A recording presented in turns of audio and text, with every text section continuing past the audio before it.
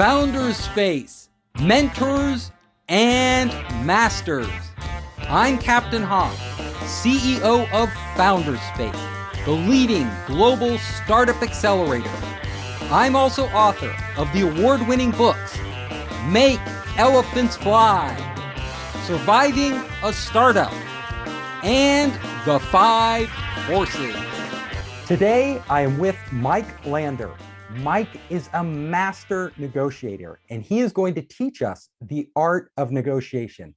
Mike, welcome to the show, and can you tell us a little about your background? Sure. Thanks for inviting me, Stephen. I'm really delighted to be here. So my background, if anyone looked at my LinkedIn profile, it's very eclectic. So I've got a varied background. In summary, basically, I've been an engineer for many, many years. Then I was in mainstream management consulting, big ticket management consulting, and then went on an entrepreneurial journey. So I raised some money and bought a company and turned it around. Well, that company was very successful, but I ended up diversifying, had to turn it around, and then sold one of my businesses and ended up being a procurement person. So I ended up buying an awful lot of stuff for an awful lot of clients, particularly private equity ones. And what I now do is I now turn all of that buying experience and I turn it into working with sellers.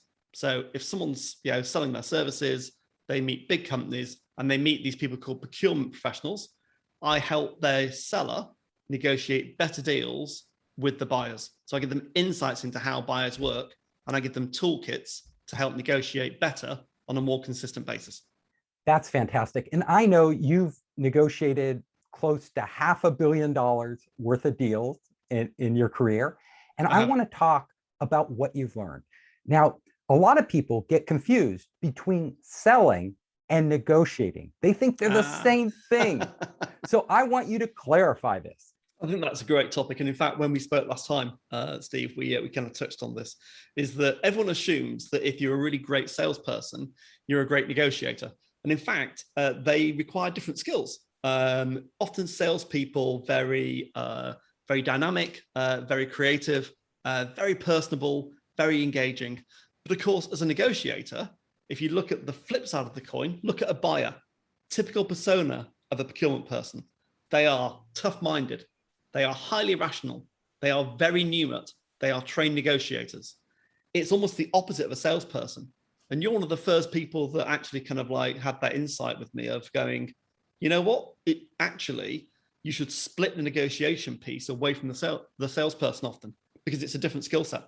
That's where a lot of entrepreneurs, business people get confused. They think it's the same person. They think closing the deal is negotiating the deal. Now, that's not the same thing. Closing is when you get them to say yes. Then the negotiating starts at that point. And in fact, if you look at, if you go back to big IT services companies and they're negotiating $100, $200, $300 million deals over a 5-year period, what often happens is they'll have a lead, a bid lead that's part of that team that runs the entire bid solutions team. They'll be the lead negotiator, but they won't be the salesperson. The salesperson's found that lead, nurtured that lead, and brought it to the table. And then the bid lead, who is normally, professional services, rational, process-oriented, trained negotiator, they negotiate these big deals. And so if you just look at that and say, well, the same principle applies to a $400 million deal as it does to a $500,000 deal, even a 50K deal, a 100K deal, it's a different skill set. Totally, because the salespeople I know, they're super motivated to get that closed, to get the deal closed. They will say almost anything. They'll give away the farm to get it closed. They want to be friendly. They want to be nice. They want to give. The negotiator is the opposite. Like, you don't want to give anything you don't have to give. Exactly. So these are two totally different people. I want to claim more value. My whole persona is I want to claim as much value, economic and non-economic, as I possibly can. That's what my job is. Yes, while not killing the deal. And it's Correct. A very tough job because you have to go that narrow line. And that's why they're two totally different skill sets. Most people don't have both. Most are suited for one or the other. Now, talk about it. When you're negotiating, what are the strategies you use to actually get that party on the other side to agree to the terms you want? So I think there's a few things here, Steve. There's some, lots of research has been done about people think, so your audience, a lot of people think you're either a natural negotiator or you're not. It's not true. Yes, some people happen to be good on their feet at negotiating, but all the research points to is those people that prepare and those people that have templates consistently negotiate far better deals than those that don't. You might meet some brilliant off-the-cuff negotiators, but over a period of time, anyone that's got the tools, has got some templates, and can apply a discipline and a process will make better deals consistently over the long run. It's a fact. That makes sense. So first of all, it makes sense because you have to know what you're negotiating for. Like a lot of people, they don't exactly know what their bottom line is, what they really need. They're trying to figure it out during the negotiation, and they are reacting. Like whatever the other party says, they react to. That's not a good strategy. You need to take control of the situation, actually move it to the destination you want. Let's talk about that process. I've got a very simple I've boiled it down to a 5-step process. And I'm not saying it's the only process. And if you talk to 20 negotiators, they'll all have their own version. But I've codified my thinking into some simple 5-step processes. And in fact, I've even written a workbook which people can buy, which are templates around this 5-step process. So the first step is, what are the objectives? What are the goals? What are you trying to achieve? And what's your counterparty trying to achieve? Some really simple stuff. And also a really critical thing, what criteria will you both use to judge this is a good deal? That normally gets completely missed. And those criteria should be objective so that you and me, if we're negotiating a deal, could look at these criteria from above and go, yeah, they're fair, they're reasonable. Let's construct a deal around these criteria. If your listeners just do that one thing, they'll get much better deals out the other side. And it's quite hard to do. Think it through. Then the second thing is, well, you need a process, timeline. How many sequences are we going to go through to negotiate this deal? I mean, how many deals, Steve, have you been involved in where it's gone on for like a year, 2 years, 3 years, and it just gets dragged along in this horrible thing turns up at the end of the day, which is nothing like what you expected? Because there was no process, there were no gates, no decision criteria, and no process steps. So that's kind of number 2. Then number 3 is you sit down and work out, what are the variables I'm negotiating on? I'll give you some practical examples. So obviously there's price, then there's payment terms, and there's length of contract, and there's termination clauses, and there's IP. So top of my head, I've got 5 that you can negotiate around. So write them down on a bit of paper, and then do one simple thing. Draw 2 columns. And for each one, at the top of the column says, what's my best outcome I want? And what's the worst outcome I'll accept? And for each variable, just write down what they are. So you've got 5 variables, 2 columns, you'll have 10 parameters. That's your negotiating scorecard. And you can move the dials around. So if you give a bit on price, you expect to receive a bit on payment terms. That simple framework will take you a very long way. Step 4 is issues. What are the issues in the deal? Things crop up. Call them objections, call them issues, challenges, whatever you like. You've got to keep track of them, or else what you find is as you negotiate the deal, you miss something, it gets brought in at the last moment by your counterparty, and it can disrupt the deal. So keep track of them and address them. And the last thing is, it's not over until you've got a signed contract with all of the service level agreements, the KPIs at the back have all been negotiated and agreed. Because whoever gets hold of this contract on your team, who's going to deliver whatever you've promised, is going to get measured against what's in the contract. So make sure you've negotiated and thought clearly about what KPIs we're going to sign up to. And just those simple 5 steps practically will absolutely, definitely give you a better outcome every time. That is incredibly useful. I've had nobody lay it out so clearly and so concisely. Everything you said is true. It's absolutely true. And people just don't do that. Yeah. They sort of go ad hoc into it and they're like just winging it.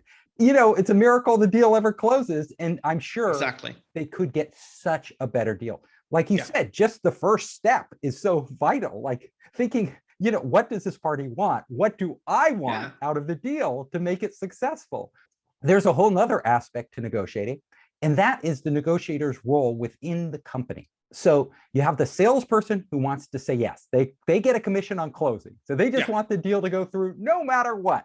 Then you have the lawyer who only wants to say no because they're worried about any risk that the company is going to take. And then the negotiator is that person in the middle, in the bridge. Explain the negotiator's role between those two other parties. And then you times that by, you add another 3 people in. You've got your counterparty negotiator, their lawyer, and their internal kind of like client, the budget holder. So now I've got 6 people, all of which have different agendas, all of which want different things. So what I recommend is the negotiator's skill, what they have to have is the ability to coordinate stakeholders. They've got to be able to corral these different perspectives and start bringing them together on both sides of the table. One practical thing on lawyers. I've worked with many lawyers over my years. I'm sure you have as well, Steve, and you continue to this day. A lot of people start with their lawyers when they get the terms and conditions from the counterparty, which is 50 pages, and they start going through them. And the lawyers then start marking it up. And they love that because that's what they do. And they'll find hundreds of things that they want to change. My recommendation is get one piece of paper, A4, on one side, and write down the principles of the deal. Not the detail of the deal, the principles of the deal. Then go to your lawyer and say, right, we want to negotiate the contract based upon these principles. Now start redlining where the contract doesn't meet our principles. That one thing will save you a lot of money on legal fees and legal time, and it will make it much easier with your counterparty. Because now you're not arguing about the nuances of wording and what might happen in this scenario and that scenario. It's very practical. The things that if these principles aren't met, we can't do a deal. So give me an example of principles so we really nail it down. Let's start with some commercial principles, Steve. So what would I write down on my bit of paper? Let's say I'm the seller and I'm negotiating with a buyer and it's for £1 million services contract for delivering some marketing services. So one of the principles is I want to make sure that in the statement of work at the back in the schedule, the KPIs, I want no more than 5 or maximum 7 KPIs. It's a principle. Why is that important? I've seen contracts at the back in the schedules with 35 KPIs. It's insane. So if you don't lay that out at the beginning, what happens in the negotiation of the contract is they keep adding things in and it keeps on going. And it's a way of stopping the lawyers and also procurement on the buy side from getting too carried away with, let's have these 35 KPIs. That's one thing. Another principle would be IP. IP is a great one. Some very large firms, if it's a consulting type project, will say any work you do with us belongs to us. All the IP is ours. You can keep the IP that you bring to the party, but obviously anything you create with us is our IP. And it's a trap. And it's a trap because if you're in consulting of any kind and you allow that clause to go through, the client's got carte blanche to come after you with any client, any work you do in a similar field and say, no, that slide looks like the one that you did for us. Well, that's our IP, you're in breach. So what you normally do is a consultancy firm principle would be, we own all the IP, we'll license the new bit to you in perpetuity to use free of charge forever, but we own the IP. And I've had that clause on probably 4 or 5 negotiations, the same thing's happened. And they always say, no, we can't do that. And when you say, well, why? They say, well, we've paid for it, it's our IP. And when you explain it's a restriction of trade, you would stop us from working forever. If you want to pay us $50 million for that clause, sure, we'll talk to you. But if you don't, let's be sensible. So those are the kind of principles that you're looking for when you're laying down the principles of the negotiation. Makes a lot of sense. You really nailed it down for everybody. So when you're negotiating, should the negotiator negotiate the whole deal before bringing in the lawyer? or how does it go? Does it one bleed into the other? There's no right or wrong to this, I don't think. But what I believe in is when you're starting to negotiate a deal and you're negotiating the commercials, you're working out payment terms and the price and the KPIs and all sorts of stuff.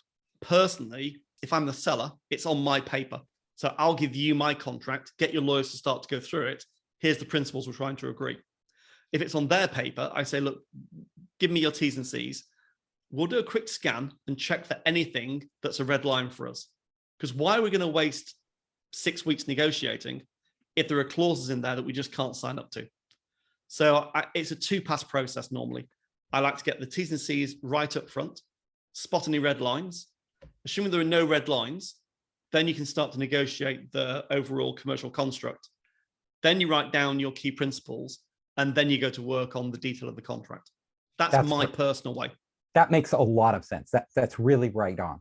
So let's say their lawyer is being totally unreasonable. Like they want to close the deal, but their legal department is just a roadblock. What do you do? So I don't know if any of your listeners have looked at stakeholder mapping, but stakeholder mapping is a very simple tool. Look it up online, building a stakeholder map. And what it looks at is that in a deal, let's say there's 6 people involved in the deal. The lawyer's one, and the chief marketing officer is the other, because they hold the budget. And then there's the procurement people, and then there's a few others. What you do is you draw out a little matrix, and the matrix says this. On the left-hand side, so you draw a line on the bottom and one vertically. On the left-hand side is they're really against us. So they don't like us, they don't want to work with us. On the right-hand side is they're real fans. They're massive fans of us. And then from kind of like the bottom to the top is how much do we influence their area of work? And what you're looking for is the lawyer, for some reason, may not, they may have had a bad experience with our company in the past, or they may just have taken offense to the contractual terms or the commercial terms. At some point on that stakeholder map, you've got to have the budget holder, who ultimately is accountable, on the right-hand side as a fan, saying, team, go to work on the negotiations, by all means, knock yourself out on the contracts, but I want to get this deal done because I want an outcome that this service provider can deliver. When the lawyers go too far, you have what I call a principal to principal discussion. If I'm the CEO of the agency that's going to deliver the service, I'm going to go and have a one-on-one with the CMO who holds the budget and say, look, we've agreed some principles. We've got a commercial construct. We can deliver your outcomes as promised. Your lawyer is getting really stuck in to 3 or 4 terms that we aren't going to be able to sign up to. We believe we're being completely reasonable. Can you get your lawyer to back off? What will normally happen is a discussion will ensue, and then the lawyer will get calmed down. Because the budget holder's got to sit there eventually and be accountable for the outcomes. The lawyer's there to protect the business and to negotiate appropriate terms, but they don't have carte blanche. And the CMO will go, there's a commercial risk around this term that you're trying to negotiate. I'm prepared to accept the commercial risk against that particular term. And then normally it goes quiet. Another problem people have is the negotiations drag on and on. What are your strategies for actually getting it done within a reasonable time frame? This isn't it works every time, but a simple principle is, let's say I'm starting a negotiation now. So I'm a supplier, I'm negotiating with the client. I know I'm down to the kind of the preferred supplier, but I've not got a contract yet. I think I'm the preferred supplier. What I'd do as the negotiator, the lead negotiator is on the sell side, is I'd write down a simple 4-stage negotiation. So we're going to start off on stage 1, which is we're going to exchange some emails around some things that are on our mind around this deal. And then stage 2 is, well, we're going to start to actually nail down for the 6 variables that are under consideration, what those kind of like different parameters are. And then stage 3 is we're going to like finalize some terms in the contract. And then stage 4 is we're going to finalize the KPIs, and then we're going to get the contract signed in stage 5. Okay. So I write that down. And then I write down some milestones. When I go, okay, well, my milestone is by the middle of September, I want all of the early emails done. By the end of September, I want to get to stage 2. middle of October, stage 3, end of October, stage 4, contract signed by middle of November. And then for each of the stages, I write down, there are 3 or 4 things, gates, as I would call them, to get from one stage to the next. And they're little checklists. You write down your own checklist at each stage. So you've now got 5 steps, milestones, and 3 criteria, gates at each stage. It can be handwritten. I then give it to my counterparty negotiator. Does this look reasonable? Have I got anything wrong? At what point do we need to engage your procurement team?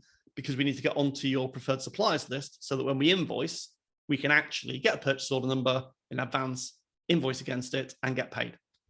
And they'll go, okay, that looks doable, bit tight, but it's doable. And what that gives you is, every time it starts to slip a bit, you can go back to that time frame and say, well, what did we get wrong? Why is it now being delayed? We've met these criteria at this stage. I thought we were into stage 3. And they'll go, yeah, okay, I thought we were as well. But unfortunately, legal have got a problem with X, Y, and Z. And you go, okay, so let's add that into stage 2 to 3. And let's get legal to say, well, what's a reasonable time frame to get this resolved? So you use it as a seller or as just like one part of the deal side. It gives you a cadence. It gives you a reference point to go back to your counterparty and say, we agreed in principle to this. It's slipping. Why is it slipping? If you don't have that, you'll get the constant, and we've both been there, I'm sure, where someone says, yeah, the deal's nearly done. And I'll be like, okay, what's nearly done? Well, we're close to getting contracts signed. So end of September. Okay, end of September. End of September comes.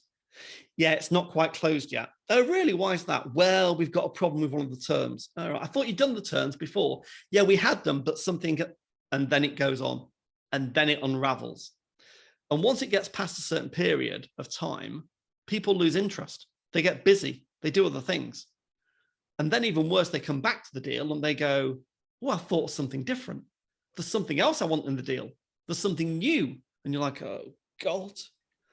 And that's why you need a simple process with timings on it to help you manage your counterparty. So you map everything out. It's all about mapping it out, putting yourself in the other party's shoes to understand what they need to get done, really understanding their process as well as your own, and making sure both parties agree to it. And then setting reasonable but aggressive deadlines. Like we're going to do this. We know we can get it done by this date, but can't. And often I'm sure you go back to them and say, can we push that deadline up? Like, what can we do to get this deadline up? Because we both want to get this closed. Why should it take 3 months? Why can't we do it in 2 months? What do we have to do to get this done in 2 months? And then that's right. And if you can get them to agree to that up front, then you have basically a plan that you're executing on. And if you deviate from the plan, you have a reason to talk. So you always have, you can come back. You've always got a reason to talk. And that's it, Steve. You've always got a reason to talk. It opens the door to dialogue. It's a reference point. I think human beings like reference points that they can go back to about something that they agreed to, which wasn't draconian. It wasn't difficult. It was something they agreed to in principle, and it helps you stick to the principles. Same thing. And it stops game playing as well. And negotiating isn't a winner take all thing. It's a win-win. So basically you want to figure out what they need to be a winner on their side, what you need to be a winner, and get both parties committed to that and driving towards that. That's successful negotiation. So tell us a story about the toughest negotiation, the one where you lost the most hair on your head, negotiation you have had in your life. Wow. Okay, I've got one in my head, but I actually had a different one, but I've just thought of another one. You could tell us two different stories.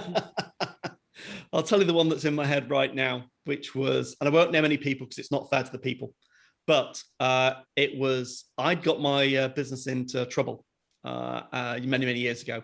And I'm always very open about the mistakes I make in life. I learn more from my mistakes than I do from my successes, definitely. And I'd made some mistakes and I got my business into trouble. I hadn't spotted certain things coming. And I had some creditors that I owed money to. It was a bonus that I owed to these creditors. There were people that worked for me that I owed bonuses to. And they were unsecured creditors. So again, for your audience, unsecured, bank debt is always secured against the assets of the business of some kind. These were unsecured creditors. And I owed them quite a lot of money, and it was all due, and I had no problems with what was owed, but we couldn't afford to pay right then. So I had to agree a payment plan with these unsecured creditors over a period of 3 years to pay them out this sum of money. There were 3 of them that were all kind of joined together. The problem we had was my lawyers actually said to me, well, in fact, it was my corporate finance team at the time said to me, if you want, Mike, don't bother renegotiating the deal. Don't bother paying them out over time. Just dump the company, dump the creditors, Phoenix the company, start it again. And then those creditors will disappear and you'll have saved yourself a whole ton of money and pain. And I said, that's not me. That's not what I do. I owe these people money. We can pay them over time. We're going to pay them over time. And my kind of advisory team at the time were like, I think he's a bit crazy. I don't know why you do that. And I do it because those are my principles. And every day when I wake up, even now, I did the right thing. And I'm pleased I did the right thing. And so the reason it got really difficult was there was one meeting. This is back to the lawyers again. We were in a room at my lawyers. We were at the 22nd of December, I think, something like that. And the bank was on my back to get this deal done. Because without the deal being done, the bank was at risk. And the bank said to me, if you don't get the deal done before Christmas, we'll take the keys to the business off you. You'll lose the business. And I said, it's the 22nd of December. They said, yeah, I know. Put the phone down. I'm like, okay, great. So we're at my lawyers, and there's the 3 of them with their lawyer. There's me, my lawyer, and one of my advisors. And we're trying to strike a deal. And at one point, it got really heated. The guy on the counterparty stood up. He banged the table. This is a very, very mild-mannered, gentle guy, a lovely guy, genuinely lovely guy. He was absolutely outraged. He banged the table and he said, get your lawyer to back down, because my lawyer was being really aggressive and they were being pretty reasonable, actually. And so I was faced internally, mentally going, if I don't close this deal, the bank's going to take the keys off me. And it's the 22nd of December. Okay, this is quite life-changing. And I stopped the meeting and I said, this has got really heated. Let me stop the meeting. Take a half-hour break, come back later. So they agreed. I got my lawyer and said to my lawyer, I know you're trying to defend me. I know you're trying to defend my position. Leave it to me. He said, no, but this thing, I said, it's my commercial risk. Leave it to me. I went to the 3 people who I'm negotiating with and said, can I have a chat with you without your lawyers? And the lawyer went, no, you can't do that. And they went, no, let's do that. And we then sat, I think the 4 of us from memory. And in like 15 minutes, we finalized the deal. Got the lawyers back in the room and said, right, now write the agreement based around what we've agreed, because we've agreed to this deal structure. And it was an important lesson about your lawyers should act on your behalf aggressively to an extent, because they're there to defend your position. But there's a time to back them down. There's also a time with your counterparty to say, let's get the lawyers out of the room. Let's get the advisors out of the room. Let's have a principal to principal discussion. We want to get the deal done. Broadly, what are the outline commercial terms for this? And then you can give that on one bit of A4 to the people that are doing the deal, and they can do all the contracts. And it was a definite lesson in life about there's nothing like being fully accountable. It was my business. I was the only shareholder. I could lose everything if I don't get this right. It was meaningful money, really meaningful money to us and to the counterparty. And it was a very pragmatic view of, okay, it's more important to get the deal done than it is to get exactly the terms that we want in that deal. Great story. Thank you for sharing that. Pleasure. Are there any myths in your industry, in negotiating, that you can dispel? The first one is that negotiation experts are as rare as hen's teeth. So that the audience know that kind of phrase, but as rare as hen's teeth, hens don't have any teeth. So expert negotiators are exceptionally rare. It's not true. It's a myth. People like to believe that there are these mythical characters who are amazing negotiators and they're the only ones that can do deals. It's nonsense. If you just do some training and you have some templates and you practice and you prepare, you'll be staggered as to how good a negotiator you are. So don't let any of your kind of audience, your listeners, believe that negotiation's a very difficult, undefined art form that only the talented, insightful people can do. It's not true. Anyone can do it if you're prepared to prepare. Second one I had down was that you don't need any training to be a negotiator. You just need instincts. And it's linked to the first one. It's like, that's just not true. If you looked at really, really expert negotiators, often, not always, but often what's happened is there's a bag carrier. In the background, someone's done an awful lot of research, an awful lot of preparation. You just don't happen to see it. Years and years ago, probably 25 years ago now, I met a guy that used to negotiate on behalf of airlines buying aircraft. So you can imagine, these are like $100 million, $500 million deals. They're enormous deals. He was the lead negotiator on behalf of his client. He was a consultant, but he had someone that worked with him full time doing all the research. And then he went into bat to negotiate the deals. So there's always someone in the background who's doing a lot of preparation work. It just happens the person, the man or the woman in front of you, looks like they're a natural born negotiator. The reality is they're exceptionally well prepared. I think that this is about the kind of the psychology of negotiation. People say, oh, I'm no good in front of people, I fold. I just kind of fold because I kind of give in too easily. Okay. And people say, well, that's just a common trait of everyone that negotiates, apart from the special ones. It's not true. It's a myth. And it's a myth because if you watch people who are extremely confident in front of an audience, and that's what negotiation is, a lot of it is confidence and preparation. Behind the scenes, they've done a huge amount of work to prepare for that session, and they've thought through all the scenarios. And they've probably rehearsed if it's a big deal as well. When you look at when Steve Jobs was presenting way back in the day, the first, was it the iPod, I think, that he released? Apparently, on that stage, in front of that big audience, he'd practiced for days. It looked like he was just a natural performer. He'd practiced for days. And the same thing happens in negotiation.